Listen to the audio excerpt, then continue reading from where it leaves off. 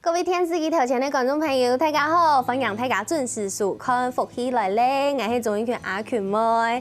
今日呢，又发现我顺风多了很多绿意，有没有？就是因为今日节目当中吼，要同大家来分享吃物呀件事情。可能大家对啊身边的吃物啦，就无嘛该按了解啊，可能要知道有些的成分有一点陌生。啊，不过就我自家的经验来讲，也1-2年因为疫情的关系。我又不小心意外的去感受到植物的疗愈力。故说今日节目当中吼，要同大家来分享一本书，很多不知道的都叫树。也总在来到节目当中，除了要同大家来分享这个新书以外，还要同大家来分享佢对植物嘅了解啊，对植物嘅的知识咯。谢谢大家来分享佢，来分享古碧玲先生，欢迎老师。大家好，我是古碧玲。很高兴来到客家电视台，谢谢主持人，可爱的主持人。谢谢老师。老师嘿，爸爸嘿客家人对不对？对，我爸爸是1949年以后才来台湾的客家人，所以是很后期。对，跟着国民政府才一起来台湾，来到台湾的。哇，对，所以我不会讲客语啊，没关系。但是我们这个有客家血缘的老师，儿童太阳来分享两个新书。但是我一开始拿到这本书，除了觉得非常疗愈，就是这个你看，还有这个手绘的这个水彩之外，我也对它的书名觉得很特别，它叫做不知道的都叫树。这个书名一般来讲好像很少见这种风格的书名。对，有点跳痛。对，其实因为这本比较像是散文集啦，哈，它虽然是以植物来承载我的就是生命历程，碰到了很多人哈，其实我都是用植物来记忆啊。比如说我今天可能我碰到这个可爱的主持人，然后呢，我下次就会记得说，我来上他的节目之后，他后面好多植物，然后可能有仙丹花，然后可能有虎尾兰啊，可能有各种不同的植物，我就会记得。对，所以你是用植物的记忆去连接其他生命中的故事。是。哦，那这个不知道的都叫树，就是这一次。其实对于这个名称，老师其实也想了很久吧？其实这是我年轻的主编想的哈。我原来想的是另外一个名字。你本来想的是？我想的是，软弱的人都喜欢植物。那但是呢，我们想了几个书名啦，哈。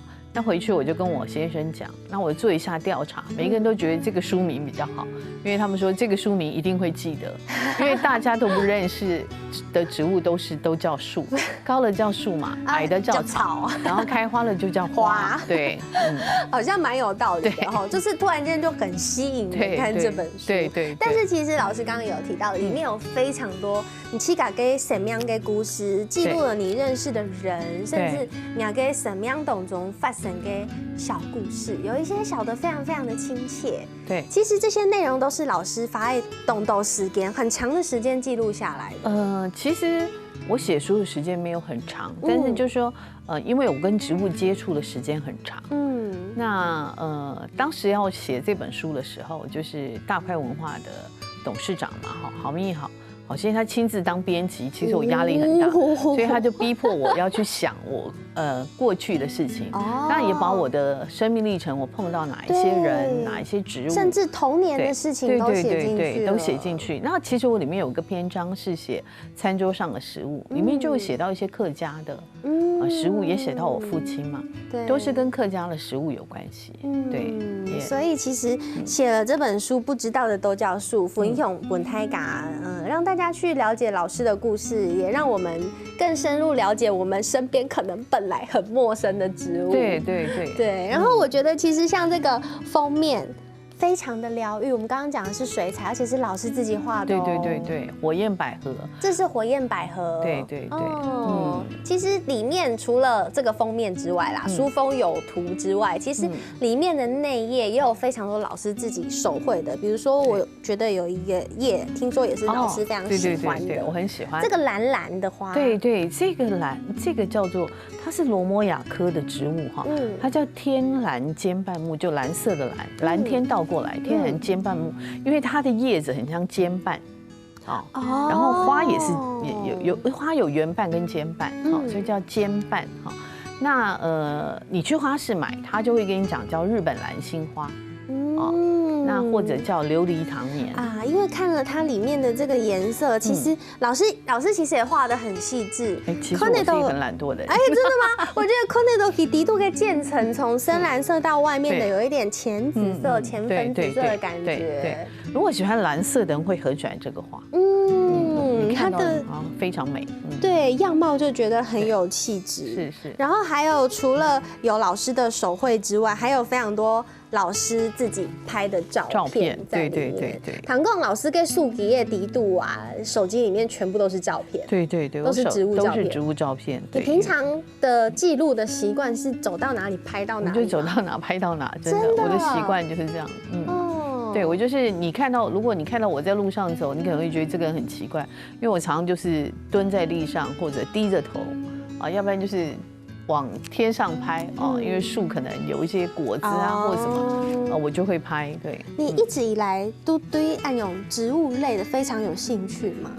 对，我一直很喜欢植物。其实我从小就是蹲在我家的庭院跟植物讲话哈，跟植物说话。对，这个我很多那个学自然科学的朋友都会笑哦，他们说他们是不会跟植物讲话，但是我说我会。对，所以从小就很喜欢植物，一直到长大。对，因为我觉得植物我里面有写啊，我说从来没有2片叶子是长得一模一样。那其实也不可能2个人一模一样，就算双胞胎，可是我们不可能一直盯着人家看嘛。对，我可以盯着植物看，人不可能嘛，对不对？对，动物也是一样，它会动，它不会让你一直看着它。但讲到植物，就会不免想到我们的生物课啊。头摆后给生物课的时间，真给会吃到界门纲目科属种，开始要背的时候都觉得好痛苦。对，但我觉得这本书老师要本书，而不是你给干够，并不是告诉你说我们要多专业的认识植物，不是这样子的。有时候我可能还会认错哈。其实我常常有可能说，因为我不是专业的学者嘛，那些学者他们，譬如说，尤其是分类学学者，他们现在除了界门纲目科属种，还有什么亚门啊、亚界啊，各种越来越多嘛哈。所以你真的是，而且还有以前植物他们是用外观哈，然后判别它的特征，然后就觉得它是亲戚嘛，它是什么东西这样子。对，那后来用 DNA 验了以后，就发现很多原来是亲戚，发现不是，所以他可能被编派到别科了，所以他们一直在改嘛。那我说哇，还要记这个太累了，所以那件事情不这么重要，对我们来讲，生活中来讲，对了，我们还是可以认识他们叫什么名字。可是我们要记到这样子哈，真的是很辛苦，太困难了。对。但是老师的这本书啊，就会带应色懂得应上生发懂从给成佛必中共这一页。这个植物我也觉得非常有趣，亚哈捏甜呐。现在夏天，大家可能常常会吃一个它的亲戚，对，叫做爱玉，对，聘胖冬。我们客家话讲爱玉叫聘胖，聘胖字。哦，真的。对，我也不知道为什么。对，然后因为它有那个，应该是它的外形，然后叫聘胖这样子。然后这个是它的亲戚，不是爱玉哦，它叫做霹雳。对，它其实我们在很多那个围墙外面会看到啊，那它有那种是小叶的哈，那也有那种大叶就是有一点叶子有一点点厚度，然后呢，它到秋天的时候会结果，大概10月、11月会结果，然后结果就很可爱，有点像那个无花果哦，无花果跟对，一个我每次看都很像，但是那个都是在人家什么学术机构啊，什么师大啊，什么殷海光故居啊。然后什么中研院外面那不能偷嘛，对不对？所以只能看着它。对，像这个我不知道，你从神发懂中生活周边都会有这个植物，有壁立很多，而且学术机构特别爱种，我不知道为什么。然后老师还特别把它画下来。对，连它的剖面图都画出来。对，就是把它那个切开来看，它里面好像一颗红印章一样红印章，对，所以其实真的教我们认识很多我们日常生活不认识的植物，对不对？我想其实大家很多人都对植物很厉害了，也看过。真的吗？我相信很多人现在厉害的人很多。那我为什么会后来决定叫不知道都叫树？还有一个原因，因为全世界的植物有几百万种，那我觉得我认识可能是0.00001%。那很多你都不认识它，真的很多我们都不认识。那我怎么办？不会，但是你可以慢慢往上加嘛。今天多认识一个。对啊，有时候真的有时候人家问你叫什么名字，你也真的不一定讲得出来。对，所以我觉得像我跟一块是有共同这个对于植物的疗愈，乃妹是因为疫情的关系，张干苏豆，原来植物其实是可以疗愈人的。对，这2-3年植物的书特别多，然后很多人原来不喜欢植物，开始种观叶植物，像我们在后面有一些观叶植物，前面也有这个梅铁玉，那这个都是比较好入门的观叶植物。后来就有人会去种什么，种那个什么花竹啊，那花竹就是听说1年大概只长1片叶子，所以它很贵，这么珍贵。对，因为它很难长。那有的人一入坑就是进到这种很贵，那我是劝大家不要从很贵的开始，因为从平价的开始，对，先学习怎么把植物照顾好，先感受到这种，你看电影嘅植物阴，叶呗，天天的苔嘅，韩国有天天的有上高嘅，花天天的开嘅，佢就会有一种懂欢喜嘅成就感跟疗愈感。但我也过后，再个天天的去学习种其他无样嘅植物，还有懂内容，我想欣赏同大家分享，先休息一下，等下再个转来哦。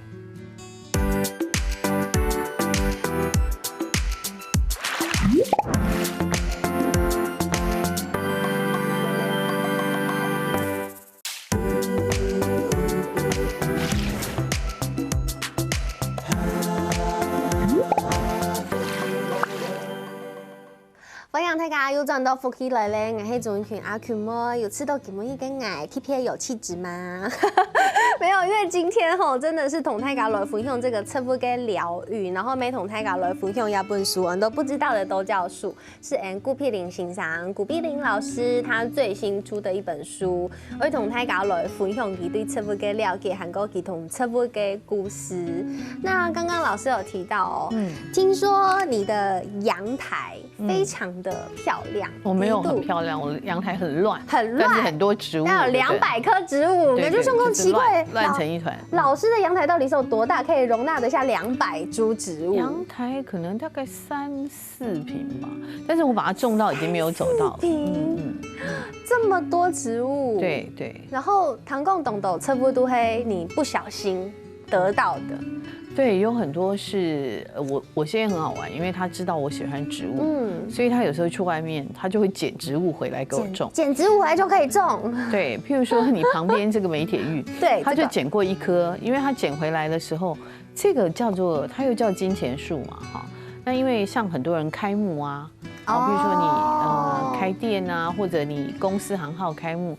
很多人或搬家，很多人就会送这个到你家盆栽这样子，盆栽或到你公司绑缎带，红色的缎带对，上面会绑缎带，还绑一些金的什么铃铛，有的没的。对，那他们就叫金钱树嘛。那我觉得他很可怜，就是说他每次其实送到人家家里，或者到公司，或者到店里那大家可能不太理他。反正就是开完幕就把它丢到旁边了。那可能完全不理他，以后久了以后，反正他就是。我觉得它就是蒙尘嘛，就是有时候就被丢掉。好可惜哦。对，很多时候大家都会这样丢掉植物。那我现在有一次就捡一颗烂烂的回来给我，然后我说你去哪捡的？他就说他在路上捡的。那捡回来呢，其实它也很好养，而且它是可以净化空气的。对。那其实它很好养，你随便养它都养了。所以我现在那一盆已经养变很大。哇。但其实我也没怎么真正照顾它，因为我的个性是姜太公钓鱼。那它就可以长得很好所以就按等于说赋予了一个植物新的生命。对，因为像我有捡那个紫花做姜草，连这么平常这么被泰嘎控人吃到，那是小杂草的，对，紫色的叶子那种也是丢在路上，就是也是变烂烂的嘛。我现在就把它捡回来。我们去散步的时候，把它捡回来，捡回来就换一个棚子嘛。它现在也花开的还不错。而且就是跟那种感觉是，哎，我把它种起来了。对对，我觉得其实植物就是这样，跟我们养小 baby 一样，养小 baby 啊，跟我们养猫狗一样。你有照顾它，它就会长得很好看，它可能毛色就会变很光亮，然后你跟它相处嘛，哈，你跟它好好的相处，它也会把它最美的那一面给你看，回馈给你。对，当然有时候我们可能有一些植物我们不熟，我们可能会把它种死，难免的了。对，我碰到很多植物专家，他们也是会种死。真的吗？我想说，是我的问题吗？不是。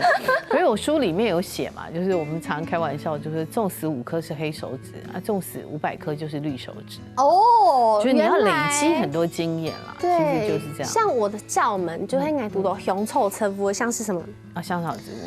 我连薄荷都种不好，大家都说薄荷很野，很好长。不要觉得奇怪，因为台湾本来说真的，我们是热带，现在是我们本来是亚热带嘛，哈，现在已经快变热带了。那它本来就是一个温带的植物，哈。那其实它，而且很多香草植物是1年生，它可能今年就死了，可是它明年它可能又会从哪里冒出来，好，它也会休眠了，哈。那种不好，其实有时候真的不见得是你的问题。老师好会安慰人哦，真的，真的。对，听说老师也有罩门，因为现在都属敌度，对不对？我其实因为我自己像我有种香草哈，那现在这么热的天气，香草植物真的你1天都要浇2次，你不浇它就马上就整个都是萎缩嘛，就死给你看。所以老师也会种死植物，一定会，没有人不种死植物的。原来是这样。对，那其实是那大家对于植物啊，除了可能 Hinoboy 坤坤啊以外啊，可能也会像我一样，偶尔没事就去花市逛一逛，对，就会觉得很疗愈。除了看到很多盆栽啊、树啊之外，呀，像是对内湖花市，它就是都是切花，一整栋都是切花。对啊，他们有准备非常多的切花，就是考验我的美感。老师，我想要先请你跟大家分享一下，如果你去花市想要挑鲜花的话，因为像我们就是像我也没有什么美感的概念，然后去到花市我就想说完蛋了怎么办？这个花也想要，那个花也想要，那我该怎么挑？其实我去花市哈，我书里有写，你要像那个马哈。马出门要把用那个眼罩罩起来，就是只能看正中间，2边都不能看。所以哈，我进花市的时候，我就决定我要去哪一摊，所以我就是眼罩罩起来。真的吗？那我就冲向我要去的那一摊。可是大家每一摊的花好像都差不多我通常有固定几摊，我大概有几摊我还蛮喜欢他们。那我喜欢这几摊，他们是有点他们的花不是只有就是我们看到的园艺栽培，其实他们也有很多是可能是山上捡的，那比较有点野趣的东西。对，我喜欢稍微有点野趣的。那我也会有时候会把那个干燥花，就是我插的它干燥了。我也会跟鲜花一起结合在一起。那野趣的话，我们这里有我们的同事们非常用心，同事去采了，对，去采了这个我觉得很漂亮。然后有白眉乳宽沟，但是我都叫它草，原来它是紫薇，小花紫薇，就是我们小时候看《还珠格格》紫薇的紫薇。对，这个其实常常对，反正大家就是会给它叫一个名字嘛。那插花的原则啦，哈，因为我现在随便插，老师你要给我指导哦，不然我就是会不知道插出什么。其实你会把矮的插在前面，矮的插在前面，然后高的插在后面，高的插在后面。对，然后因为我们插花通常哈，因为是模拟大自然的样态嘛，所以你会大自然我们一定会靠近我们一点，颜色会比较鲜艳，因为你看到我们看到距离你近的东西就会颜色比较清楚嘛，比较远颜色会比较淡嘛，那个是我们视觉的关系，视角的关系。好，对，我现在真的是很挑战我，你知道平常真的是没有美感。你可以先量一下那个花盆的高度，对，先量一下高度。对，跟花盆的比例是不是也很重要？对，比例蛮重要的。你先量一下高度，对。随便插下去，没关系，随性其实随性，对不对？因为俺妈妈大白就同来讲啊，你这个没有学过，你都不知道。我以前做小姐的时候哈，我都有去学那个插花。对，我妈也学过，很会插。对，但是我就想说怎么办？我这样插是有美感的吗？其实我觉得哈，因为我常常跟人家讲说，你去花市，我刚刚讲还有一个原则，比如说你去花市，你看最近可能什么花、什么植物最多，然后好，那这个植物里面，哎，太短了，太短了，太短了。对对，植物里面你最喜欢哪一个颜色嘛？哦，先选颜色。对对对，对我都是先选颜色。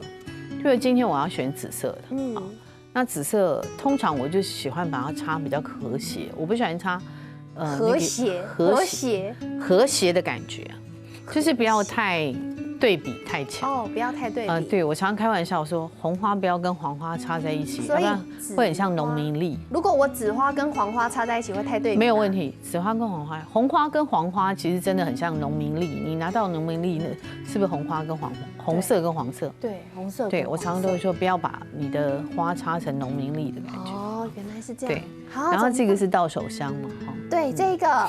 就是咒术香，这个是也是很常见的。对对对，它也会开花，它会开花，开紫色的穗状小浅紫色穗状花。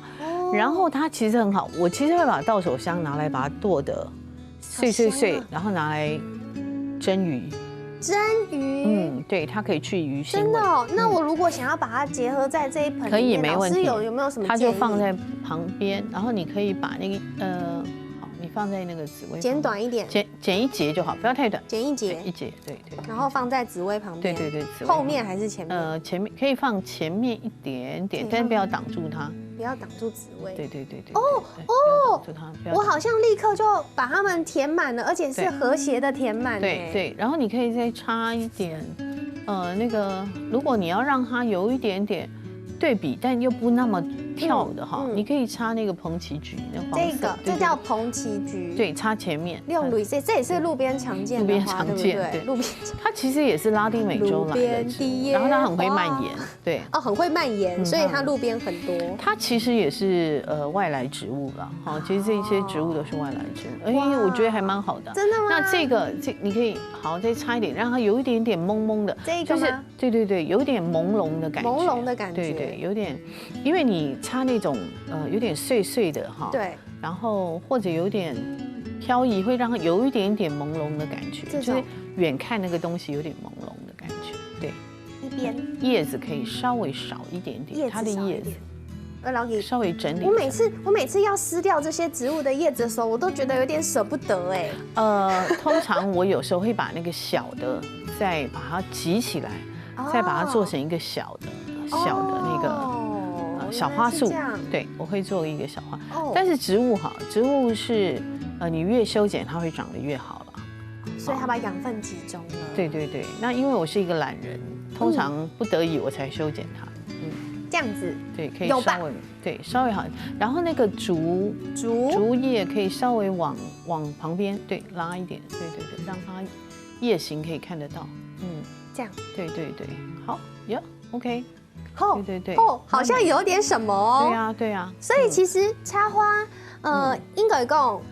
只有给心情去插花不过老师给我一点小小的指点，它就会变得很和谐。那大家也不用觉得压力太大，对不对？你也可以插得很缤纷啦，比如说你要插很缤纷，我刚刚讲红花跟黄花不要插，可是你也可以把所有的颜色的花都插，然后变成一盆很缤纷的那个感觉也是很好。说不定有那个给感觉，只有点气改给心，去享受植物带给你的疗愈哦。先休息一下，等下这个继续讲哦。谢谢。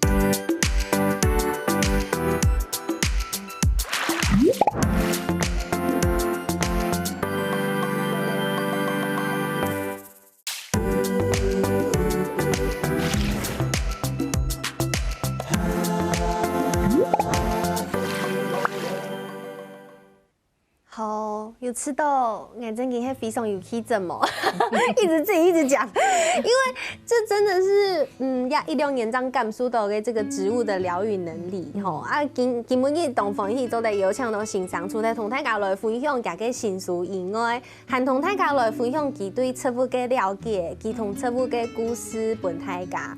刚刚矮妹在老师的指导下插了这盆花，然后我们一直都觉得这个花，其实我很喜欢这个桔梗，然后 Nobel 看到也会叫做洋桔梗。对。对，但是其实呀，它台湾有很多自己种的，对不对？对，台湾自己台湾在彰化种很多，彰化种了蛮多的，很多切花，对，很多切花，然后嘉义、新港也有种，也有。那这个洋桔梗听说有另外一个别名，听起来非常在地，叫麻祖花，对，因为就是新港种。然后新港它通常这个花开的时候，它大概就是妈祖绕境的时候，对。所以他们就把它结合在一起，就是跟民俗结合在一起。哇，所以它就叫做麻祖花。对。哇，它的跟你的衣服的颜色的紫色很搭，今天的花跟你的紫色身上的颜色很搭。有吃到很搭吗？我觉得不错。那摄影师快昏倒了，想说今天阿 Q 会怎么这么疯狂？对我难得有气质，让我有气质一下好不好？因为你们也是有给亚本书，韩国也有车夫，然后唔伫嘅很言了，车夫对安尼生活当中，跟我们的生活这么有关联，没同客家亲有关联。其实客家人的生活中有非常多植物，对，客家人很会种植物，甜度啊、菜盐地度啊，可能都有很多可以吃的野菜，可以吃的植物，对不对？我常常有碰到一些客家朋友会送我，譬如说他们会自己种一些蔬菜嘛，像红菜啊，那红菜其实插枝就可以，就是插枝就可以活了。所以他们送我以后，我把红菜吃完以后就插枝，我现在就一盆一盆的，对，哇，很好玩，你把它当那个花盆，但是也还可以吃，对，又还可以吃，对，所以接下来你就会来同大家来分享一些有关就是植物的课语，而且这些植物老师在书里面也都有提到，毕竟讲，哎呀，这个老师有提到这个牵牛花的故事。我小时候常常，因为我是都市人嘛，小时候其实我上学的时候都有牵牛花，但现在几乎都没有了，都市都没有。是哎，对。但是以前牵牛花真的到处长，到处都是，围墙长，然后空地长，对。这个牵牛花给客家话我都喇叭花，就是喇叭花的意思，它真的很像一个喇叭，对，它真的很像一个喇叭，很有趣。好，那我们再抽一个好了，来抽一个，希望我回去还记得。哦，老师，你对这个油柑，你有印象吗？有啊。你小时候，小时候我们吃的是蜜饯。哦，蜜饯，有感。后来我发现客家人都会种，对，然后他们会拿来腌制，对，有时候他们会腌制成咸的，然后做菜的时候可以加一点点，就变成那个菜有那个回甘哈。哦，对，但是它生吃的话是涩到不行，涩到不行，真的涩到不行。这个其实我没吃过，你没吃过哈？但是我有听过我爸爸讲过，对，它长得很像那个绿葡萄。绿葡萄，一颗颗很像绿葡萄。我告诉你，我第一次拿到它生的时候，我就一口塞到嘴巴里，哇，救命！很涩，很涩。但是我它一定要腌制过，它的营养价值很高，非常高。对，它现在是很多人因为它营养价值高，所以它已经变成一种，他们会做成胶囊，然后做成各种加工品。对哦，所以它怎么叫？忘了教客语，叫做油柑。油柑，对，跟华语蛮像的，但是最后那个它的柑叫油柑，对，感觉起来它就是一个吃起来会回甘的食物，真的是会回甘，对，没有错。哦，原来是这样。所以你看哦，日常生活当中有也有植物，除了呀，因为我们好像觉得吃的东西跟我们息息相关，但是吃的东西很多都是植物，可是我们却不是很了解它。是，对，我们真的就是很多人都问我说，为什么你要这么喜欢植物？我说因为它跟你每天都有关系啊。对不对？我们都吃菜嘛，对不对？听起来好像突然间会觉得，有什么关系？但是您整体相关呐，对啊，你不可能离开植物嘛，对不对？每天吃肉，身体一定会出问题。不行，实在没办法。我们养的牛、鸡、猪、羊，他们也都是吃植物啊，他们吃谷物啊，或吃草啊，所以他们还是吃植物啊。所以植物对我们来讲非常非常的重要，对，非常重要。然后老师有一个我觉得非常有趣的是，你分享的这个栗子，栗子我们都以为黑在贵嘎中哎，对，我们都以为是进口的嘛。嘿，可能中国什么天津甘栗啊，对，还有像那个日本也有嘛，日本的那个丹波栗子也很好吃，对，然后韩国也有，我们都以为是国外。我第一次在台湾吃到真的是，哇，赞叹不已。我们台湾有种栗子哎，对，在嘉义中埔。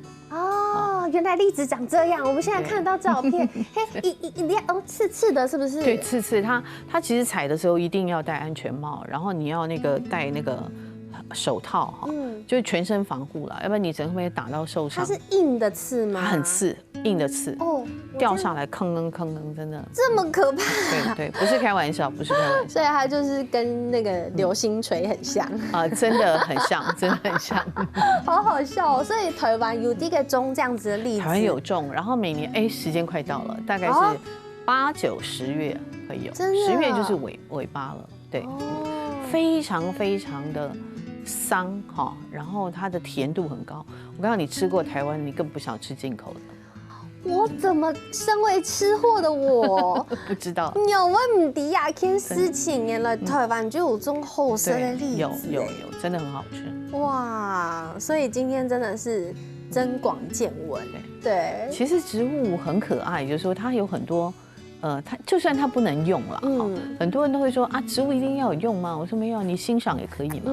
它不是生来给我们用的，对不对？它一定存在有它的道理。对，它有它存在的道理。不是说那个老师今天什么都懂吼，都是我在问他。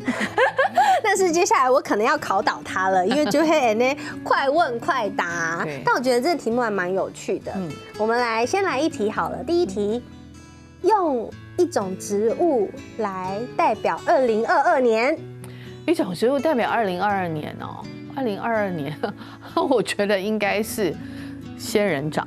为什么？仙人掌这边今天这边有吗？今天这边没有。有吗？因为我觉得今年你看又是年初的时候很冷嘛，对不对？寒流，然后一天到晚下雨，下到快得忧郁症了哈。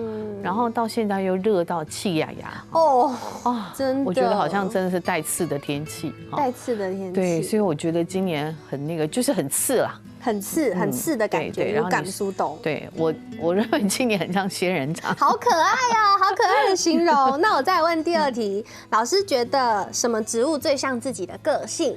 什么植物最像我的个性？我觉得有人问过我这个题目哦，好好奇哦。对，我觉得我比较像栾树啦，因为它就是栾树，其实一年四季都不一样，而且也很常见。对，常见。行道树很多，对，行道树很多，可是它一年四季都不一样，它呈现出来的状态都不一样。那我从小到大就是非常搞怪多变的人啊，所以我觉得我常开玩笑说栾树，因为昆虫有完全变态嘛，哈，所以我就说栾树也像一种完全变态的植物，但是它就是很多变，然后很不是搞怪，但是它四季就是长得不一样。很百变，跟老师一样。我就是一个那个不是太守规矩的人。没有，我觉得老师的兴趣其实非常广泛。我们这样基本也了解到老师基本对车波案有了解啊，会下案有里面的文字其实都非常的精致，而且是字字句句都是非常优美的，很有气质的文字。因为老师说这个植物专业，因为他也是对食物非常了解，也当食物相关的编辑非常久了。就是我们是有我在上下游副刊嘛哈，那我有编饮食对跟生态哈，那植物就是生态对，有这个专长。然后呢，老师给上瘾非常给后堂冲毛啊，因为里面有主持 podcast 哦，对不对？我有 podcast， 对，老师的 podcast 叫人生不插花哈，人生不插花，对 slogan 就人生不插花，但是美好的事物一定要插花。哇，对，故说根本你糖呀短短的给复起来嘞，还讲吃到哎呀色彩唔拉公年嘅发，欢迎去听这个我们古碧玲老师的 podcast， 然后呢也要支持已经演出嘅新书，我们都不知道的都叫树。希望大家都可以喜欢植物，我们欢迎你入坑哦，大家一起入坑。对，所以今天非常什么老师来到节目当中，谢谢你，给我们一个这么疗愈的下午，谢谢。没什么天时机条件，观众朋友跟舒康休息一下，看好了走运通哦。